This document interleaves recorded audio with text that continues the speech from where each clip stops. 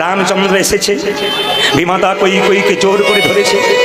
কৈকেয়ী কেঁদে কেঁদে বলল, একবার মা বলে ডাক। তার আগে রামচন্দ্র কৈকেয়ীকে মা বলেছে। হরে কৃষ্ণ। কৈকেয়ীকে মা বলেছে, আর কৈকেয়ী সঙ্গে সঙ্গে বল নবনীর ভণ্ডটা মুখে দিয়েছে। রামচন্দ্রকে বলো, রাম রে, কথা দে রাম, তুই আমার গর্ভে জন্মে নিয়ে আমার স্তন দুগ্ধ পান করে মনের ইচ্ছা পূর্ণ করবি।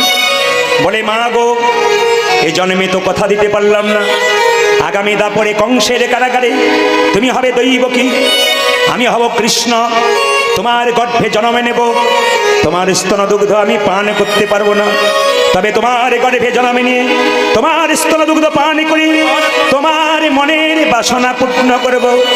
যেদিন কলিযুগে আমি হব গৌর হরি, তুমি হবে আমার সচী মাতা, তুমি হবে আমার সচী মাতা।